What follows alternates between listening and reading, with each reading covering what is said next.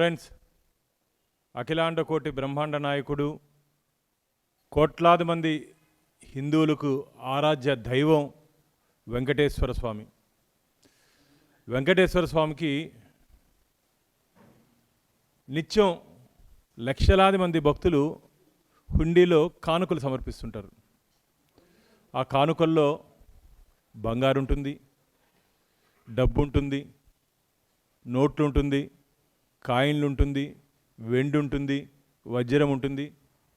అయ్యా జగన్మోహన్ రెడ్డి గారు, వెంకటేశ్వర స్వామి హుండీకి ఒక ప్రత్యేకత ఉంది. నిలువు దోపిడీ కూడా వెంకటేశ్వర స్వామికి సమర్పిస్తారు. నిలువు దోపిడీ అంటే నీ మరి నీవు దాచుకునేది కాదు. నిలువు దోపిడీ అంటే ఆ సమయంలో ఆ మాతృమూర్తి ఏదైనా స్వామివారికి అంకిత భావంతో మొక్కుంటే తన ఒంటి మీద ఉన్నటువంటి బంగారుతో పాటు మంగళసూత్రాన్ని కూడా స్వామివారి హుండీలో వేసే సాంప్రదాయం తిరుమల తిరుపతి దేవస్థానంలో ఉంది. అంత పవిత్రమైనటువంటి హుండీ. ఆ హుండీ నుంచి ఆ కానుకలను లెక్కించే ప్రాంతాన్ని పరకామని అంటారు. నువ్వు ఏ రోజైనా పవిత్రంగా కొండకొచ్చి స్వామివారి పట్ల భక్తి శ్రద్ధలతో వస్తే నీకు ఇవన్నీ అర్థమవుతాయి. ఏదో స్వామివారి వస్త్రాలు ఇవ్వాలి కదా ముఖ్యమంత్రిగా అని చెప్పి వస్తే ఇవన్నీ అర్థం కాదు. జగన్మోహన్ రెడ్డి గారు, నీకు వెంకటేశ్వర స్వామి చరిత్ర నీకు ఇంటికి పంపిస్తా. లోటస్ పాండుకో, లేకపోతే తాడేపల్లి ప్యాలెస్కో, బెంగళూరు ప్యాలెస్కో స్వామివారి చరిత్ర, వెంకటేశ్వర స్వామి చరిత్ర ఒకసారి పంపిస్తాను. తెలుసుకొని మాట్లాడాలి.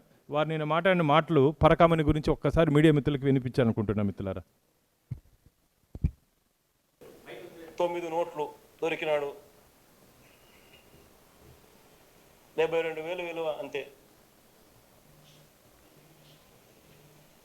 ఏకంగా 14 కోట్ల రూపాయలు వర్త్ టీటీడీకి దేవునికి రాసిచ్చినాడు వాళ్ళ కుటుంబం. ఏది చేస్తా ఉన్నారు స్వామి మీరంతా? పరకామణి కేసు అసలు ఆశ్చర్య కలిగించే కేసు. నిజంగా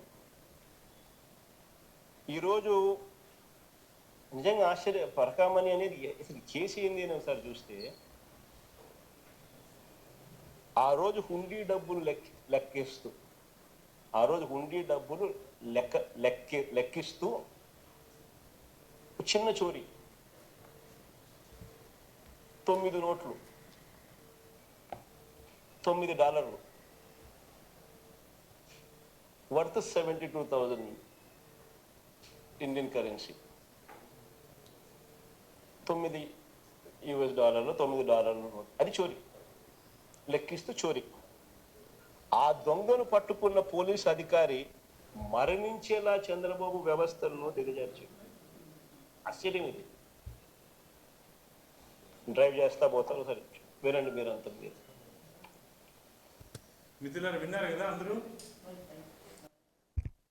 మిత్రులారా అందరూ విన్నారు కదా జగన్మోహన్ రెడ్డి గారి మాటలు. ఇంతసేపు మనం మాట్లాడుకుంది పరకామని ఎంత పవిత్రమో మనం మాట్లాడుకుంటే, అయ్యా జగన్మోహన్ రెడ్డి గారు, ₹1 పరకామంలో దొంగలించినా సరే అది స్వామివారి సొత్తు. ₹1 దొంగలించినా సరే అది స్వామివారి సొత్తు. ఒక్కసారి హుండీలో కానుకలు పడిన తర్వాత ఆ ఆస్తికి వారసుడు వెంకటేశ్వర స్వామి. బుద్ధుందా నీకు అని ప్రశ్నిస్తున్నావు నిన్ను. వెంకటేశ్వర స్వామి ఖజానాలో దొంగతనం జరిగితే అది చిన్న చోరీనంటావా? 72,000 రూపాయలు చోరీ చేశారు, అది చిన్న దొంగతనం అని చెప్తావా జగన్మోహన్ రెడ్డి గారు మీరు? అంతేలే, లక్షల కోట్లు కొల్లగట్టి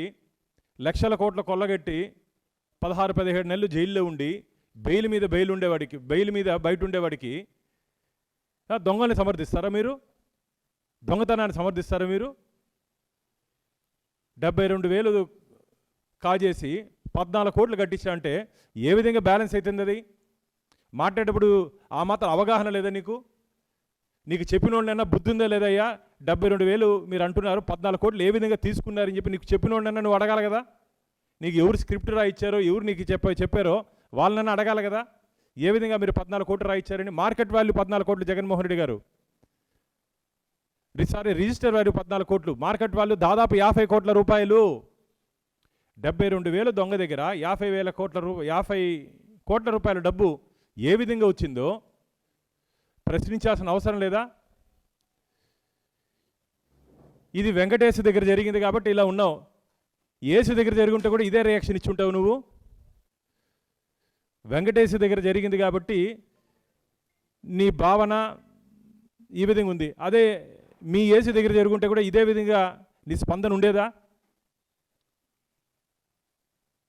కోట్లాది మంది హిందువుల మనోభావాలు దెబ్బతినే విధంగా, బాధపడే విధంగా, గాయపడే విధంగా జగన్మోహన్ రెడ్డి గారు వ్యవహరించారు.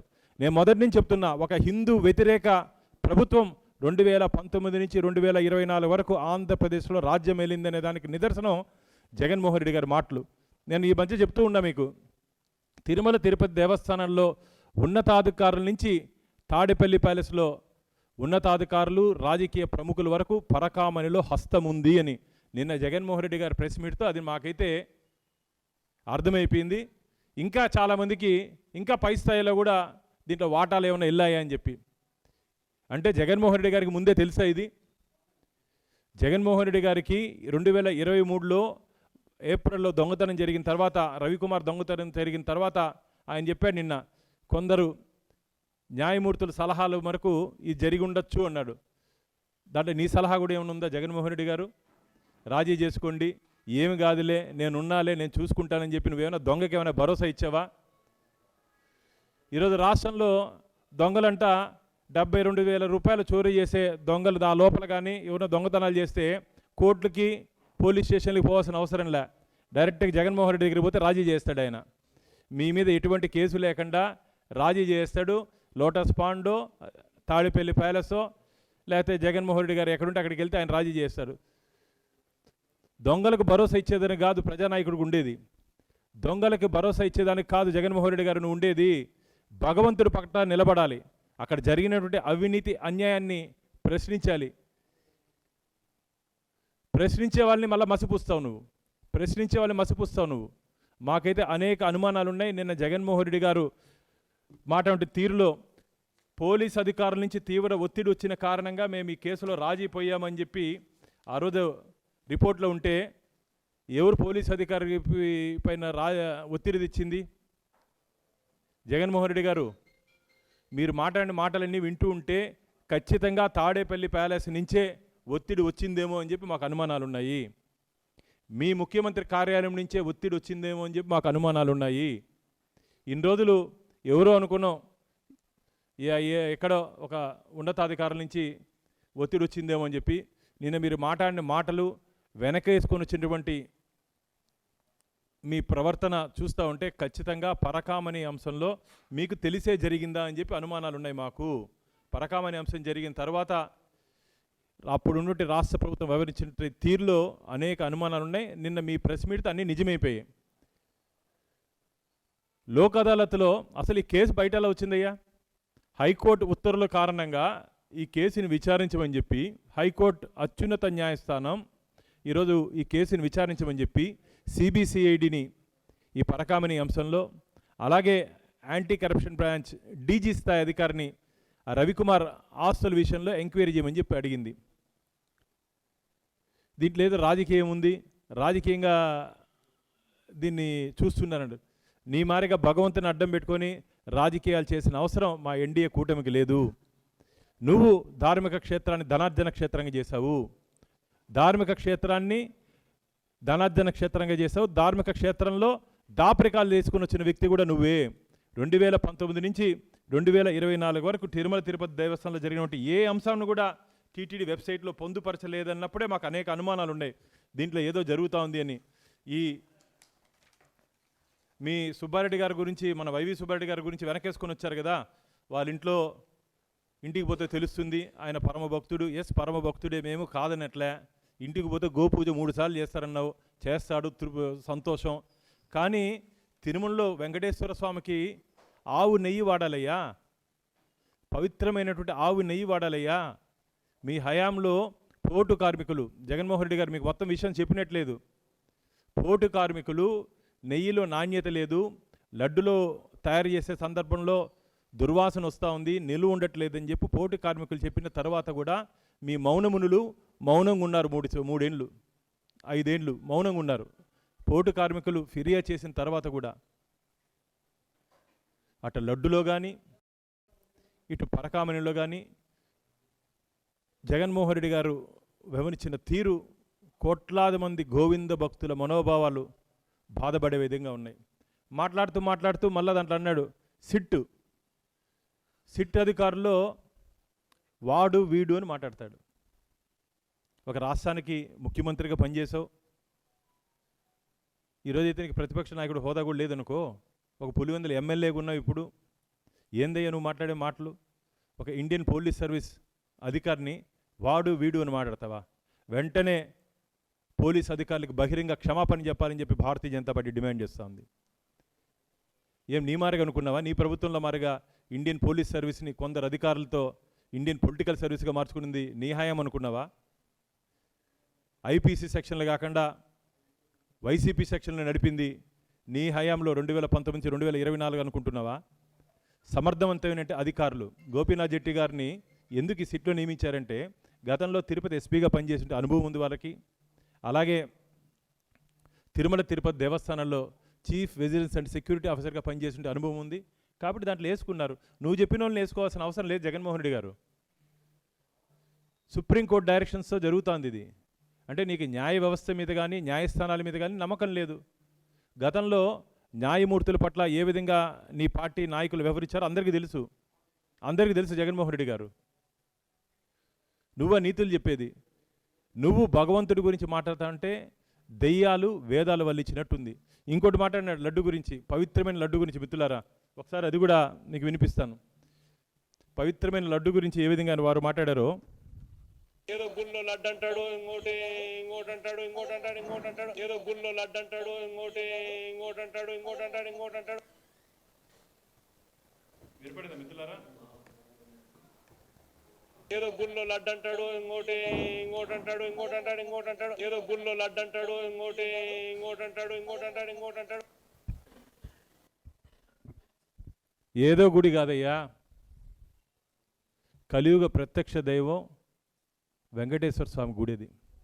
వెంకటాద్రి సమస్థానం బ్రహ్మాండే నాస్తికించిన వెంకటేశ సమోదేవో నభూతో న భవిష్యతి అంటారు. అంటే వెంకటేశ్వర స్వామితో సరిసమైనటువంటి క్షేత్రం కానీ, వెంకటేశ్వర స్వామితో సరిసమైనటువంటి దేవదేవుడు కానీ ఈ విశ్వంలోనే లేదని చెప్పి మనకు పురాణాలు చెప్తా ఉంది. అలాంటి పుణ్యక్షేత్రంలో లడ్డులో నాణ్యత లేదని చెప్పి ఎంక్వైరీ చేస్తే ఏదో లడ్డు అంటావు.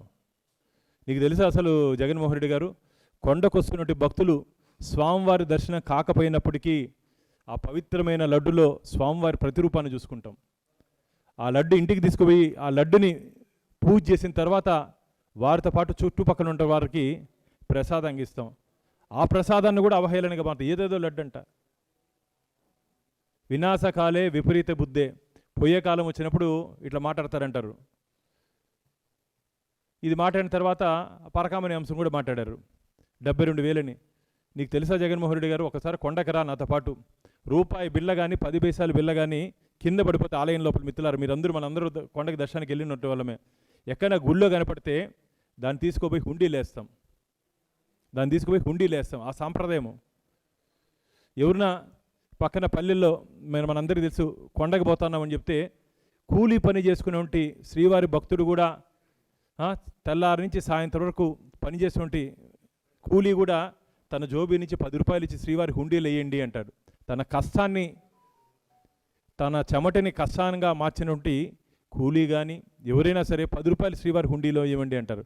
అలాంటి పవిత్రమైనటువంటి పరకామణిలో చోరీ చేస్తే ఆ చోరీని చేసినటువంటి రవికుమార్ని లోకాయుక్తలో కాంప్రమైజ్ చేసి చెట్టు కింద పంచాయతీ చేసి హైకోర్టు కూడా ప్రశ్నించింది.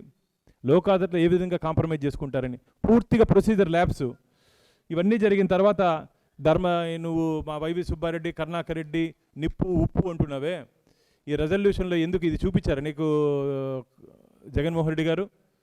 స్వామివారి ఆస్తుల్ని నియమ నిబంధనలకు వ్యతిరేకంగా ఆ 14 కోట్లు నిన్న చెప్పినావు కదా నువ్వు, ఆ 14 కోట్ల ఆస్తుల్ని నియమ నిబంధనలకు వ్యతిరేకంగా పేపర్ నోటిఫికేషన్ ఇవ్వకుండా, మాకు టైం లేని కారణంగా మేము పేపర్ నోటిఫికేషన్ ఇవ్వలేదు కాబట్టి మేము రాసుకుంటామని చెప్పి రెజల్యూషన్ చేశారు. ఇది ఎంతవరకు సమంజసం జగన్మోహన్ రెడ్డి గారు? సమానం చెప్పండి. మేము అడిగే ప్రతి ప్రశ్నకి మీరు సమాధానం చెప్పాల్సిన బాధ్యత మీ మీద ఉంది. ప్రెస్ మీట్లు పెట్టి ఊరికి గాలి కబుర్లు మాట్లాడేది కాదు. ఏ విధంగా సమర్థిస్తారు మీరు చెప్పండి? పరకామణి అంశాన్ని ఏ విధంగా సమర్థిస్తారు? దొంగని దాతగా చేస్తారా? థెఫ్ట్ని గిఫ్ట్కి చేస్తారా? మిమ్మల్ని ఆదర్శంగా తీసుకుంటే రాబో రోజుల్లో దొంగలందరికీ ఇది ఒక మ్యాండేటరీ అయిపోతుంది. మాకు జగన్మోహన్ రెడ్డి ఉన్నాడు, మాకు ఏం కాదులే అని చెప్పి. మనకి ఇంకెందుకంటే కోర్టులు, న్యాయస్థానాలన్నీ? రాజ్యాంగంలో దొంగకి ఏ విధంగా శిక్షించాలి, దొంగని ఏ విధంగా శిక్షించాలని చెప్పి మనకు బిఎన్ఎస్ ఉన్నాయి. అలాంటప్పుడు ఇలా దొంగలకి భరోసా ఇస్తూ ఏమి చేసినా పర్లేదు మేము ఉన్నాములే అని చెప్పి ఒక భావన తీసుకురావడం ఇది మంచిది కాదు. పరకామణి అంశం, జగన్మోహన్ రెడ్డి గారు పరకామణి అంశంలో స్వామివారికి ఇంకో పేరు కూడా ఉంది, వడ్డీ కాసుల వాడు అని. వడ్డీ కాసుల వాడికి ప్రతి ఒక్క పైసా పరకామణి అంశంలో ఎవరెవరు దొంగలిచ్చి దాచుకొని పంచుకున్నారో, ఎవరెవరు దొంగ దగ్గర నుంచి దాచుకొని పంచుకున్నారో ప్రతి ఒక్కరి దగ్గర నుంచి వడ్డీతో పాటు పరకామణిలో చేరేంత వరకు మా పోరాటం ఇలాగే కొనసాగుతూ ఉంటుంది. మాతో పాటు కొన్ని కోట్ల మంది శ్రీవారి భక్తుల ఆలోచన భావన కూడా పరకామణి అంశంలో ఇదే విధంగా ఉంది. నేను ఛాలెంజ్ చేస్తున్న జగన్మోహన్ రెడ్డి గారిని, ఒక 24 గంటలు ప్రజాభిప్రాయం తీసుకుందామా? నీకు ధైర్యము దమ్ముంటే నీ సాక్షి టీవీలోనే పెట్టు. నీకు మా మీద నమ్మకం లేకపోతే మిగతా ఛానల్లో ఏదేదో అంటాడు ఆయన, ఇది పచ్చ మీడియా ఏదో ఆయన పేరు పెట్టినారు, సాక్షిలోనే పోలు పెడదాం. ఈ ఛాలెంజ్ని జగన్మోహన్ రెడ్డి గారు కానీ వైసీపీ కానీ స్వీకరిస్తుందని చెప్పి నేను ఛాలెంజ్ చేస్తున్నా. ప్రజాభిప్రాయం, భక్తుల అభిప్రాయం పరకామణి అంశంలో గత ప్రభుత్వం అనుసరించినటువంటి విధానాల మీద పబ్లిక్ ఒపీనియన్కి వెళ్దామా? నీకు ధైర్యం ఉందా? ధైర్యం ఉంటే ఇప్పుడు టైం ఎంత? 11:20, 1 గంటకు మొదలుపెట్టు, రేపు మధ్యాహ్నం 1 గంట వరకు 24 గంటలు నువ్వు మాట్లాడింది కరెక్టా, నీ వైసీపీ నాయకులు మాట్లాడింది కరెక్టా, మేం మాట్లాడింది కరెక్టా? నీకు ధైర్యం ఉంటే సాక్షి టీవీలోనే పెట్టయ్యా. పరకామణి అంశంలో, కల్తీ నెయ్యి అంశంలో భక్తుల అభిప్రాయం మీద పబ్లిక్ ఒపీనియన్ పోయే ధైర్యం నీకుందా? నేను ఛాలెంజ్ చేస్తున్నా జగన్మోహన్ రెడ్డి గారిని. ఇంకొక గంటలో, ఇంకో అరగంటలో ఇంకో ఆయన కూడా ప్రెస్ మీట్ పెడుతున్నారు, ఆయన కూడా చెప్తున్నా. ఇంకో అరగంటలో ఇంకో అతను చెప్తాడు, హరికథలు, బుర్రకథలు, పిట్టకథలు చెప్తాడు ఆయన. పరకామణి అంశంలో పిలిచి ఏం జరిగిందయ్యా చెప్పమంటే, నైలు నది, మొసళ్ళు, వాన చిలుకులు, ఆయన కూడా చెప్తున్నా నేను. మీకు ధైర్యం ఉంటే పబ్లిక్ ఒపీనియన్ పోదాం రండి అని చెప్పి భారతీయ జనతా పార్టీ ఛాలెంజ్ చేస్తూ ఉంది. మళ్ళీ చెప్తున్నా, పరకామణి అంశం చాలా సున్నితమైనటువంటి అంశం, కోట్లాది మంది భక్తుల మనోభావాలతో ముడిపడినటువంటి అంశం. ఈ అంశం పట్ల జగన్మోహన్ రెడ్డి గారు నిన్న వారు మాటలు కానీ, వివరించిన తీరు కానీ, ఇది కోట్లాది మంది గోవింద భక్తులు, వెంకటేశ్వర స్వామి భక్తులు మనోభావాలు బాధపడ్డాయి. కాబట్టి గతంలో 2024లో జరిగిన ఎన్నికల్లో ప్రజల ఆగ్రహంతో పాటు భగవంతుడి ఆగ్రహం కూడా, మీరు ఇలాంటి పనికిరాని పనులు చేశారు కాబట్టి ఆలయంలో అపచారాలు, వెంకటేశ్వర స్వామి ఆలయంలో అపచారాలు, వెంకటేశ్వర స్వామి ఆలయంలో అవినీతి చేసిన కారణంగా మీకు పరిస్థితి ఏర్పడిందని చెప్పి ప్రజలు భావిస్తున్నారు. వెంకటేశ్వర స్వామి ఆగ్రహం కూడా మీ పార్టీ మీద ఉంది కాబట్టి మిమ్మల్ని రక్షించే నాదుడే లేదు. ఇంకా మళ్ళీ చెప్తున్నా, ఇదే పరిస్థితి యేసు దగ్గర జరుగుంటే నీ స్పందన ఏముంటుంది? వెంకటేశ్వర దగ్గర జరిగింది కాబట్టి ఈ విధంగా మాట్లాడుతున్నా. వెకటగా దాని అంటే కిండలుగా అంటారు మా చిత్తూరు భాషలో. ఇదే యేసు దగ్గర జరుగుంటే ఇదే విధంగా మాట్లాడుంటావా? నీ వచ్చేటప్పుడు ఒక అతను అన్నాడు, బాను జగన్మోహన్ రెడ్డి గారు ఆయన యేసు రెడ్డిగా మారిపోయాడు ఆయన. ప్రజల్లో నీ పైన అట్లా భావన ఉంది జగన్మోహన్ రెడ్డి గారు. కాబట్టి నువ్వు మనోభావాలు దెబ్బతీసేగా వ్యవహరించావు. కాబట్టి రాబో రోజుల్లో ప్రజా కోర్టులోనే దీనికి సమాధానం ఉంటుంది. నాకైతే గట్టి విశ్వాసం, నమ్మకం ఉంది. రాబో రోజుల్లో దీని మీద అత్యున్నత న్యాయస్థానం ఎప్పుడు కానీ ఇప్పటి వరకు తిరుమల తిరుపతి దేవస్థానంలో జరిగినటువంటి అన్ని అంశాలు స్వామివారి పట్లే ఉన్నాయి. ధర్మమే గెలిచింది. ధర్మో రక్షిత. ధర్మాన్ని మనం కాపాడితే ధర్మం మనల్ని కాపాడుతుంది. ఇలా అధర్మ పక్షాన్ని నిలిస్తే చరిత్రలు చెప్తా ఉన్నాయి. మనకు చరిత్రలు చెప్తా ఉంది. కొండ మీద ధర్మారెడ్డిని పెట్టుకొని, నీ చైర్మన్గా నీ మనుషుల్ని పెట్టుకొని నువ్వు ఏమేమి చేసావో అన్నీ రాబో రోజుల్లో బయటపడతాయి. కాబట్టి ధార్మిక క్షేత్రంలో మీరు చేసినటువంటి దుర్మార్గాలు అన్నీ ఒకటి వెంకటేశ్వర స్వామి బయట పెడుతున్నాడు. ఇది ఏదో రాజకీయ కక్షతో మేము చేసింది కాదు. రాజకీయాలు భగవంతుని అడ్డం పెట్టుకొని, మళ్ళీ చెప్తున్నా, భగవంతుని అడ్డం పెట్టుకొని రాజకీయాలు చేయాల్సిన అవసరం మా ఎన్డీఏ కూటమికి లేదు. ఇది పూర్తిగా వెంకటేశ్వర స్వామి భక్తుల, వెంకటేశ్వర స్వామి పవిత్రతకి సంబంధించిన అంశం కాబట్టి మేము రాజకీయ కోణంలో దీన్ని చూడట్లేదు. మీరు దాన్ని రాజకీయ కోణంలో చూసి దీన్ని ఏదో రాజకీయ కక్షగా మీరు ప్రజల్లోకి తీసుకుపోవాలని మీరు అనుకుంటున్నారు. మీ మాటలు ఎవరు ప్రజలు కానీ భక్తులు కానీ నమ్మే పరిస్థితి లేదు. రిపోర్ట్లు అన్నీ వస్తాయి, ల్యాబ్ రిపోర్ట్లు అన్నీ వస్తాయి. అసలు నెయ్యే కాదంటున్నారు. ఇది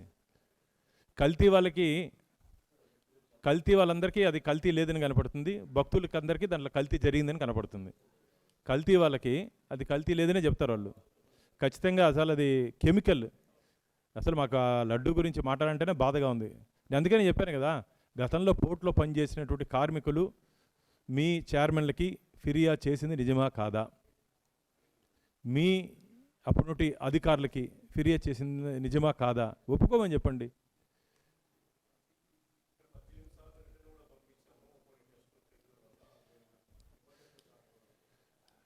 అన్ని అవాస్తవాలు, అబద్ధాలు. ఇప్పుడు పూర్తిగా ఎందుకంటే సుప్రీంకోర్టు డైరెక్షన్స్లో కేసు విచారణ జరుగుతుంది కాబట్టి దాని పూర్తి వివరాలు మనం బయట పెట్టకూడదు. ఇప్పుడు రాబో రోజుల్లో ఖచ్చితంగా సిట్ దీని మీద విచారణ చేస్తూ ఉంది కాబట్టి పూర్తి వివరాలు భక్తుల ముందు తొందరలోనే రాబోతాయి. పూర్తి వివరాలు ఆధారాలతో పాటు. ఆధారాలు లేకుండా మేము చేసే పరిస్థితి లేదు. మేము పూర్తి ఆధారాలతోనే మాట్లాడుతున్నాం. ఆధారాలతో పాటు శ్రీవారి భక్తుల ముందు తొందరలో పెట్టబోతాం. ఓకేనా? Local to global news at your finger tips. మీ చేతిలో ఒక ఆయుధం. డౌన్లోడ్ రా TV app. Media legend Ravi Prakash is back.